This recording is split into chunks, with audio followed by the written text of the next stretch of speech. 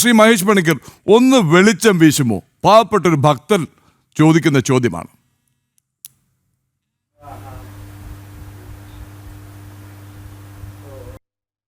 അതെ, ഇതിനകത്ത് നമ്മൾ മനസ്സിലാക്കേണ്ട ഒരു കാര്യം, വിജയമല്യ 1998 ചെയ്തിരിക്കുന്നത് ചെമ്പ് പാളിയുടെ മേളിൽ സ്വർണം ഗോൾഡ് ഫോയിലിംഗ് എന്ന് പറഞ്ഞ മെത്തേഡാണ് ചെയ്തിരിക്കുന്നത്. ഗോൾഡ് ഫോയിലിംഗ് എന്ന് പറഞ്ഞു കഴിഞ്ഞാൽ അത് തങ്കത്തിൻ്റെ 24 ക്യാരറ്റ് തങ്കം അതെടുത്തിട്ട് 300 മില്ലിഗ്രാം തങ്കം 10 സെൻറ്റിമീറ്റർ സ്ക്വയറിൽ വലിച്ചു നീട്ടും. 10 സെൻറ്റിമീറ്റർ സ്ക്വയർ അങ്ങനത്തെ. അപ്പം അതിന് 20 മൈക്രോൺ കനം വരും. 20 മൈക്രോൺ കനം എന്ന് വെച്ച് കഴിഞ്ഞാൽ ഏകദേശം നമ്മുടെ കവറുണ്ട്, പ്ലാസ്റ്റിക് കവറൊക്കെ ഉണ്ടല്ലോ, പ്ലാസ്റ്റിക് കൂടുകൾ, അത് 30-40 മൈക്രോണൊക്കെയാണ്. അപ്പം അതിനേക്കാളും കനം കുറവാണ്. ഞാൻ വേണേൽ ഒന്ന് കാണിക്കാം. അത് ജസ്റ്റ് ഫോയിൽ എന്ന് പറഞ്ഞാൽ ഏകദേശം ഇങ്ങനെയാണ് ഒരു ഗോൾഡ് ഫോയിൽ വരിക. ഈ ഗോൾഡ് ഫോയിലാണ്, ഇങ്ങനെയാണ് ആ ഗോൾഡ് ഫോയിൽ വരുന്നത്. ഇത് 20 മൈക്രോണാണ് ഇതിൻ്റെ കനം. ജസ്റ്റ് പേപ്പറിനെ നമ്മൾ കീറിപ്പോവും. അത് അങ്ങനെയാണ് ആ ഗോൾഡ് ഫോയിലിൻ്റെ ഇത് വരുന്നത്. അപ്പം ഇങ്ങനത്തെ ഗോൾഡ് ഫോയിൽ വെച്ചിട്ടാണ് ഇത് മെർക്കുറി ഉപയോഗിച്ചിട്ട് നമ്മുടെ ഈ ചെമ്പ് പാളിയിലേക്ക് ആദ്യത്തെ ലെയർ പതിപ്പിക്കും.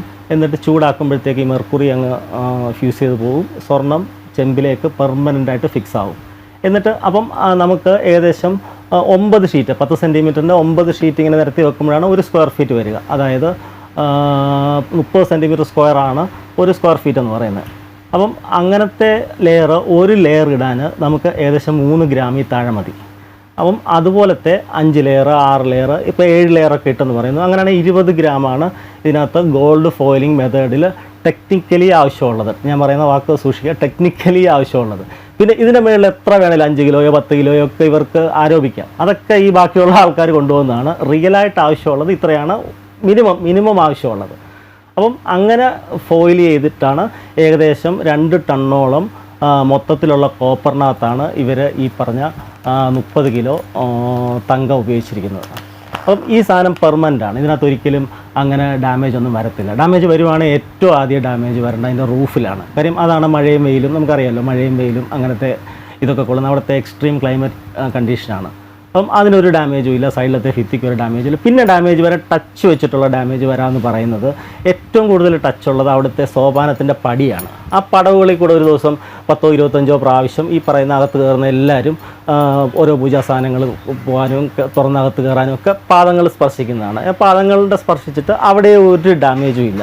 അപ്പം ഡാമേജ് ഈ കാലാവസ്ഥ ഇതുകൊണ്ടോ അല്ലെങ്കിൽ ഈ പറഞ്ഞ ടച്ച് അല്ലെ അങ്ങനത്തെ കാര്യങ്ങൾ കൊണ്ടോ ഉണ്ടായിട്ടുള്ള അവിടെ അങ്ങനെ എല്ലായിടത്തും ഉണ്ടാകണം, അങ്ങനെ ഉണ്ടായിട്ടേ ഇല്ല. പിന്നെ 2019 മാർച്ച് മാസം 11-ാം തീയതിയാണ് ഈ പറഞ്ഞ ആദ്യം ഇവർ തുടങ്ങുന്ന ഡോറാണ്. പുതിയൊരു ഡോറ് പണിതുകൊണ്ട് വരുന്നു, ആ ഡോറ് ഫിറ്റ് ചെയ്യുന്നത്. അപ്പം ആ ഡോറ് ഫിറ്റ് ചെയ്യുന്ന സമയത്ത് ഈ ധാരപാലകർക്കൊന്നും ഒരു കുഴപ്പമില്ല. അത് കഴിഞ്ഞിട്ട് 4 മാസം കഴിഞ്ഞ് ജൂലൈ 6-ാം തീയതിയാണ് ഇത് കേടായി ഇളകണമെന്ന് പറഞ്ഞൊരു ഓർഡർ വന്ന് 19-ാം തീയതി റേഞ്ചിലാണ് അദ്ദേഹം അത് എടുത്തുകൊണ്ട് പോകുന്നത്.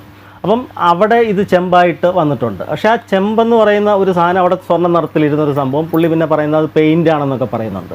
അപ്പം അതൊക്കെ അസംഭാവ്യമാണ്. അവർക്ക് ആ ഒരു റെക്കോർഡ്സ് ഉണ്ടാക്കാൻ വേണ്ടി അങ്ങനെ ഉണ്ടാക്കിയിട്ടുള്ളതാണ്. അപ്പം നമ്മൾ ഈ പണികളെ സംബന്ധിച്ച് പറയുമ്പോഴത്തേക്ക് ഈ ആദ്യം ചെയ്തിരിക്കുന്ന ഗോൾഡ് ഫോയിലിംഗ് മെത്തേഡ് ആ സന്നിധാനത്ത് ആ പ്രിമൈസിസിൽ തന്നെ വെച്ച് ചെയ്തിട്ടുള്ളതാണ്. പക്ഷേ ഈ രണ്ടാമത്തെ പരിപാടി ഇവർ ഈ ചെയ്തിരിക്കുന്ന പ്ലേറ്റിങ് അതും അവിടെ വെച്ച് ചെയ്യാവുന്നേ ഉള്ളൂ. ഇലക്ട്രോ പ്ലേറ്റിംഗ് എന്ന് പറഞ്ഞ മെത്തേഡ് ഒരു ലിക്വിഡിനകത്ത് മുക്കിയിട്ടെടുക്കുന്ന ഒരു പരിപാടിയാണ്. ആനോഡും കാതോടുമായിട്ട് ഒരു സൈഡിൽ ഈ ചെമ്പ് പാളികൾ മുക്കിയിടും, നെഗറ്റീവിനകത്ത്. പോസിറ്റീവിനകത്ത് തങ്കം ഫോയിലിങ്ങിന് തങ്കവും വെക്കും. ഇതൊരു ലിക്വിഡിൽ കൂടെ സയനൈഡ് ലൈനെയാണ്. കറണ്ട് കടത്തി വിടുമ്പോഴത്തേക്ക് ഇവിടുന്ന് ഒരു ഇലക്ട്രോൺ ഇളകി മറ്റേത് സയൻറ്റിഫിക്കായിട്ട് ചെയ്യുന്ന കെമിക്കൽ പ്രോസസ്സാണ്. അപ്പം അതിന് ഈ ഗോൾഡ് ഫോയിലിനേക്കാൾ കുറവ് മതി യഥാർത്ഥത്തിൽ. 1/2 ഗ്രാമൊക്കെ മതി ഒരു സ്ക്വയർ ഫീറ്റ്, മീൻസ് ഒരു സ്ക്വയർ ഫീറ്റ് അത്യാവശ്യം കളറിലൊക്കെ സംഭവം കിട്ടാനായിട്ട്. പിന്നെ വേറൊരു ദൂഷ്യവശം വെച്ചാൽ അത് ചെയ്തിട്ട് ഇവർ ഇതിൻ്റെ പുറത്തൊരു കോട്ടിങ് കൊടുക്കും. കോട്ടിങ് എന്ന് വെച്ചാൽ ഒരു പ്ലാസ്റ്റിക് കോട്ടിങ്, പോളിയുറേത്തിൻ എന്നൊക്കെ പറയും. നമ്മൾ വണ്ടിയുടെയൊക്കെ ഈ പെയിൻറ്റ് പോകാതിരിക്കണം അതിൻ്റെ പുറത്തൊരു ടെഫ്ലോൺ കോട്ട്, സെറാമിക് കോട്ട് എന്നൊക്കെ പറയുന്ന പോലത്തെ ഒരു കോട്ടിങ്. ഇത് ആക്ച്വലി നമ്മുടെ താന്ത്രിക ഈ നമ്മൾ ചെയ്യുമ്പോഴത്തേക്ക് ക്ഷേത്രങ്ങൾ, വിഗ്രഹങ്ങൾ അങ്ങനത്തെ സംഭവത്തിലൊന്നും അത് സാധാരണ ചെയ്യാറില്ല. കാര്യം അതൊരു എനർജി, ഇത് കുറേ നമ്മുടെ ഹൈന്ദവ വിശ്വാസം അനുസരിച്ചിട്ട് ഈ വക സ്വർണം, വെള്ളി, അല്ലെ ശില, ദാരു ഇതൊക്കെ ചില പ്രത്യേക രീതിയിലാണ് ആ എനർജീൻ്റെ ട്രാൻസാക്ഷൻസിനെ നമ്മൾ കാണുന്നത്. അപ്പം അതിനൊരു വിഘാതമാണ് ഇങ്ങനെ ഇതിനകത്തൊരു പ്ലാസ്റ്റിക് കോട്ടിങ് വരുന്നത്.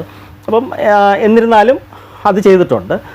ഈ രണ്ടാമത് വന്നതിനകത്തെ പിന്നെ എനിക്ക് മെയിനായിട്ടുള്ളൊരു പ്രശ്നമായിട്ട് ഞാൻ പറയുന്നത് ഇതിൻ്റെ വെയിറ്റിൻ്റെ വ്യത്യാസമാണ്. നമ്മൾ ഇത് എന്ത് കാരണം കൊണ്ടാലും ഇവരിപ്പോൾ കൊണ്ടുപോകാൻ അനുവദിച്ചു, ഇനിയിപ്പോൾ സ്വർണ്ണത്തിൻ്റെ പെയിൻ്റ് അടിച്ചതാണ് അങ്ങനെ പറഞ്ഞാൽ പോലും ഈ ഒരു പ്രതലത്തിൽ നമ്മളിത് അതിൻ്റെ പണികളെക്കുറിച്ച് അറിയാത്തതുകൊണ്ടാണ്. ആ പണികളെന്ന് വെച്ച് കഴിഞ്ഞാൽ ആദ്യം ചെമ്പ് പാളി 22 ഗേജുള്ള ചെമ്പ് പാളിയിലാണ് നമ്മൾ ഈ പറഞ്ഞ പ്രതലത്തിൻ്റെ പുറത്ത് അതിൻ്റെ ഷേപ്പ് ധാരപാലകരുടെ ശീലയിലുള്ള ഷേപ്പ് അനുസരിച്ചിട്ട് ഇതിനെ നമ്മൾ അരക്കിലൊക്കെ വെച്ച് അടിച്ച് കുറേ പ്രാവശ്യം ട്രയൽ ആൻഡ് എറർ മെത്തേഡിൽ വെച്ച് നോക്കി അത് ഇതാക്കുന്നത്. ഇപ്പോൾ ധാരപാല വിഗ്രഹം ആയതുകൊണ്ടാണ് പുറത്തുനിന്ന് വെച്ച് നോക്കാൻ പറ്റുന്നത്. ഇപ്പോൾ ശ്രീകോവിലൊരു അങ്കി നിർമ്മിക്കുകയാണെങ്കിൽ നമുക്ക് എപ്പോഴും കയറി ഇറങ്ങാൻ പറ്റത്തില്ല. അപ്പം തന്ത്രിയെ കൊണ്ടൊക്കെ നമ്മൾ ചന്ദനത്തിൽ ഒരച്ച്, അതായത് ആ വിഗ്രഹത്തിൻ്റെ ഒരു അച്ച് ഇങ്ങനെ ഒട്ടിച്ചെടുത്തിട്ട് അത് ഉണങ്ങുമ്പോൾ തിരിച്ചെടുക്കും. എന്നിട്ട് ആ അച്ചിനകത്താണ് നമ്മൾ ഈ പണികൾ വെച്ച് നോക്കി കൺഫേം ചെയ്യുന്നത്. ഇപ്പോൾ ധാരാപാല വിഗ്രഹം ആയതുകൊണ്ട് പുറത്ത് പണിക്കാരന് സ്പർശിക്കാൻ പറ്റുന്നൊരു മേഖല ആയതുകൊണ്ട് അത് പുറത്ത് വെച്ചിട്ടായിരുന്നു അങ്ങനെ ആദ്യത്തെ കാലത്ത് 98 അങ്ങനെ ചെയ്തിട്ടുള്ളത്. അപ്പം അങ്ങനെ ഒരു ചെമ്പിലൊരു അച്ചുണ്ടാക്കി ആ അച്ചിൻ്റെ പുറത്താണ് നമ്മളിത് ചെയ്യുന്നത്. അപ്പോൾ വൺസ് അത് സെറ്റാക്കി കഴിഞ്ഞിട്ട് ഈ രണ്ടാമത്തെ ഗോൾഡ് ഇലക്ട്രോപ്ലേറ്റിംഗ് മെത്തേഡിനകത്ത് ഇതിനകത്ത് ഒരു തരത്തിലുള്ള വലിച്ചു നീട്ടലോ അല്ലെ അടിച്ചു പരത്തലോ ഒന്നുമില്ല. ഇത് എടുത്തുകൊണ്ട് പോകുന്നു, ഇതൊരു ലിക്വിഡിനകത്ത് ഡിപ്പ് ചെയ്യുന്നു, ആ ലിക്വിഡിൽ നിന്ന് ഈ പറഞ്ഞ പ്രോസസ്സ് നടന്നതിന് ശേഷം പൊക്കിയെടുക്കുന്നു, തിരിച്ചു കൊണ്ടുവരുന്നു, ഇവിടെ ഫിറ്റ് ചെയ്യുന്നു. സപ്പോസ് അങ്ങനെയാണെങ്കിൽ പോലും അപ്പം അങ്ങനെയാണെങ്കിൽ ഇത് ചേരാതിരിക്കുന്ന ഒരു ഇതില്ല. പിന്നെ അടുത്ത ഇത് പറയുന്നത് എന്താണെന്ന് വെച്ച് കഴിഞ്ഞാൽ ഇവരിപ്പം ജയറാമിൻ്റെ വീട്ടിലൊരു ഇത് പ്രദർശിപ്പിക്കുന്നുണ്ട്. അവിടെ ഈ താഴത്തെ പീഠ ഉൾപ്പെടെ എല്ലാ സാധനങ്ങളും അവിടെ ഇങ്ങനെ 14 പീസുകൾ അവിടെ പ്രദർശിപ്പിച്ച് വെച്ചിട്ടുണ്ട്. പക്ഷേ ഇവിടെ വന്നപ്പോഴത്തേക്ക് പിന്നെ ഈ 14 പീസിലെ ചേരുന്നില്ല, വേറെണ്ണം ഉണ്ടാക്കിയെന്ന് പറയുന്നത്. അപ്പോൾ ഈ ഒരു സാധനം അവിടെ ഇല്ലാതെ അവർക്കത് ഉണ്ടാക്കാൻ പറ്റത്തില്ല. അത് മീൻസ് അതിൻ്റെ മോൾഡ് ഇല്ലാതെ. അപ്പം വെളിവെച്ച് ഇപ്പം ഒരു ഒറിജിനലായിട്ടൊരു ഡ്യൂപ്ലിക്കേറ്റ് കോപ്പി ഉണ്ടാക്കിയിട്ട് ഇവിടുന്ന് പോയ സാധനം, ഇവിടുന്ന് താഴെ അവർ കൈപ്പറ്റിയ സാധനം ട്രാക്ടറിൽ താഴോട്ട് എടുത്തുകൊണ്ട് പോകുന്ന ഇദ്ദേഹം ട്രാക്ടറിൽ താഴോട്ട് എടുത്തുകൊണ്ട് പോയിട്ട് ആ സാധനം കാറി കയറ്റിക്കൊണ്ട് പോകുമ്പോഴത്തേക്ക് ഇത് മഞ്ഞ ഇവിടുന്ന സാധനം തന്നെയാണ്. അത് 42.8 കിലോ വെയിറ്റുള്ള സംഭവമാണ്. അതേ സാധനം അതുപോലെ തന്നെ മാറ്റിയിട്ട്, ഞാൻ പറയുന്ന വാക്ക് അതാണ്, അതുപോലെ തന്നെ മാറ്റിയിട്ട് ഇത് വെച്ചിട്ട് ഇത് വേണം അവർക്ക് കോപ്പി ഉണ്ടാക്കണേൽ ഒരാഴ്ച 2 ആഴ്ചയൊക്കെ ഇവരുടെ കസ്റ്റഡിയിൽ ആ കോപ്പി ഉണ്ടാക്കുന്ന ആരാണോ അവിടെ ഈ സാധനം വെച്ചിട്ടുണ്ട്. അവിടെ വെച്ചൊരു കോപ്പി ഉണ്ടാക്കി ആ കോപ്പിയിൽ ഇവർ വേറെണ്ണം അതുപോലെ ഡ്യൂപ്ലിക്കേറ്റ് കളർ ചെയ്ത ഒരു സംഭവം ഇലക്ട്രോപ്ലേറ്റ് ചെയ്ത് ഉണ്ടാക്കി അതിവിടെ കൊണ്ടുവച്ചു.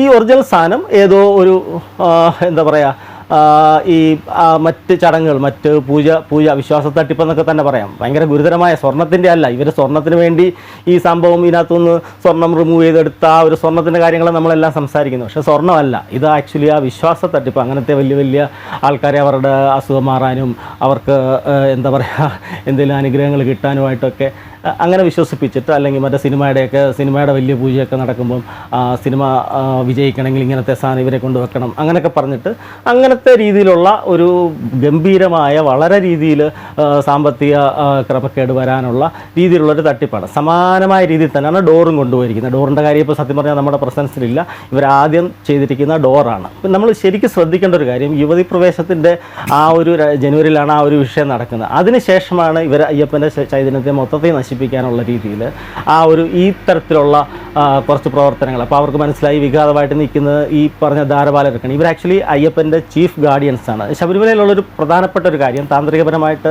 നമ്മളൊരു ക്ഷേത്രത്തിൻ്റെ ഇത് പറയുമ്പോഴത്തേക്ക് ക്ഷേത്രത്തിന് ഈ പറഞ്ഞ ദ്വാരപാലകർ, നിർമാല്യധാരി, ക്ഷേത്രപാലകന്, ഇന്ദ്രാദി പരിവാരങ്ങൾ ഒരു 14 പേരുണ്ട്. പിന്നെ അത് കൂടാണ്ട് പുറത്ത് അഷ്ടദിക്പാലകരുണ്ട്, സപ്തമാതൃക്കളുണ്ട്. അങ്ങനെ താന്ത്രികപരമായിട്ട് വളരെ നമ്മുടെ ഹൈന്ദവാചാരത്തിൻ്റെ വിഗ്രഹാരാധന എന്ന് പറഞ്ഞ ആ ഒരു സിസ്റ്റത്തിൻ്റെ മൊത്തം ഒരു എല്ലാം കൂടെ ചേരുന്നൊരു സാധനമാണ്. ഇതിനകത്ത് എല്ലാ ഹവിസ് മറ്റേ പൂജകളും ഒക്കെ നടക്കുന്നതാണ്. നമുക്ക് മറ്റ് ഉത്സവാദി ചടങ്ങുകളിലൊക്കെ നമുക്കത് കാണാൻ പറ്റും. അപ്പം ആ ഒരു രീതിയിലുള്ള മൊത്തത്തിലുള്ള ഇതിൻ്റെ ആ തന്ത്രപരമായിട്ടുള്ള ആ ഒരു കാര്യങ്ങളെ പൊളിച്ചു കളയാൻ വേണ്ടി തീരുമാനിച്ചുറപ്പിച്ചതിന് ശേഷം ഈ ചീഫ് ഗാർഡിയൻസിനെ അതിൻ്റെ ആ ഒരു ചൈതന്യത്തിനെ, ഈ മെറ്റൽ വെച്ചിരിക്കുന്ന ചൈതന്യത്തിനെ എടുത്തുകൊണ്ട് പോയാൽ മറ്റെന്തെങ്കിലും ആഭിചാരം പോലെയൊക്കെയുള്ള പ്രത്യേകതരം പൂജകളൊക്കെ നടത്തി അങ്ങനത്തെ സംഭവങ്ങൾ ചെയ്യാനുള്ള രീതിയിലുള്ള വളരെ ഗുരുതരമായ ആരും നമ്മൾ സത്യം പറഞ്ഞാൽ ഇതിനെക്കുറിച്ച് അവെയർ അല്ലാത്തതുകൊണ്ടാണ് ആ ഒരു വിഷയമൊന്നും ആരും സംസാരിക്കാത്തത്. അങ്ങനത്തെ ഇതൊരു നിസ്സാരമായിട്ടുള്ള ഒരു പണമോ അല്ലെങ്കിൽ ഒരു 1/2 കിലോ സ്വർണ്ണമോ 1 കിലോ സ്വർണ്ണത്തിൻ്റെ വിഷയമല്ല. അതിനേക്കാട്ടിലൊക്കെ ഉപരി ആഗോളതലത്തിൽ ഹൈന്ദവ വിശ്വാസത്തിൻ്റെ ഏറ്റവും പ്രഗത്ഭമായ ഒരു ക്ഷേത്രമാണ്. കാര്യം ഇത്രയും ആചാരങ്ങളുള്ള, ഇത്രയും സവിശേഷതകളുള്ള ഒരു ക്ഷേത്രം വേറൊന്നും കാണത്തില്ല. മറ്റിടത്തൊക്കെ നമുക്ക് സൂട്ടും കോട്ടും ഷർട്ടും ഒക്കെ ഇട്ടുകൊണ്ട് കയറാം, അല്ലെങ്കിൽ ഇതിവിടെ വരണമെങ്കിൽ അങ്ങനല്ല, ഇതൊരു അയ്യപ്പൻ വിളിക്കണം. അതുപോലെ തന്നെ ഒരു ആചാരമായിട്ട് ഒരുപാട് സാധനങ്ങളുണ്ട്. വിഘ്നഹന്ത്രി, ശത്രുഹന്ത്രി, കടുത്ത, കറുപ്പ എന്നൊക്കെ പറയുന്ന വളരെ നമ്മൾ പുരാണങ്ങളിലൊക്കെ പറയുന്ന വളരെ ഡെപ്തുള്ള 12,000-3000 കൊല്ലം വരെ പഴക്കമുള്ള ബ്രഹ്മാണ്ഡ പുരാണത്തിലൊക്കെ ഇതിനെക്കുറിച്ച് പരാമർശിക്കുന്നുണ്ട്. അപ്പോൾ രൂപമന്ദാനത്തിലും ഒക്കെ ഈ ദ്വാരപാലക ശില്പങ്ങൾ അവരാരെയാണ്, ഈ അവരുടെ ഡീറ്റെയിൽസ് എന്താണ്, അപ്പം അങ്ങനെ അത്ര ഐക്കണോഗ്രാഫിയിലൊക്കെ വളരെ ഡീറ്റെയിൽ ആയിട്ടുള്ള ശ്രീ മഹേഷ് പണിക്കർ, താങ്കൾ വീണ്ടും വീണ്ടും പുതിയ ചോദ്യങ്ങൾ ഉയർത്തുകയാണ് അധികൃതർക്ക് മുന്നിൽ. ഞാൻ ചെറുതായി ഒന്ന് ഇടപെടുകയാണ്. അങ്ങയോട് ചോദിക്കാൻ ഒട്ടേറെ കാര്യങ്ങളുണ്ട്. അങ്ങ് പറഞ്ഞതിൽ തന്നെ ഇതുവരെ പറഞ്ഞത് കച്ചവടവും കവർച്ചയുമാണെങ്കിൽ അതിനപ്പുറത്തെ മനഃപൂർവമായ ആസൂത്രിതമായ ആചാര ലംഘനത്തിന് കൂടി വഴിയൊരുക്കാനും ശബരിമലയിലെ ചില ബിംബങ്ങളെ ഉപയോഗിച്ച് ആഭിചാരമോ അതല്ലെങ്കിൽ മറ്റൊരു തരത്തിലുള്ളൊരു വിശ്വാസ അല്ലെങ്കിൽ അന്ധവിശ്വാസ കച്ചവടത്തിനോ ആണ് തുനിഞ്ഞെന്നുള്ളത് വ്യക്തമാണ്.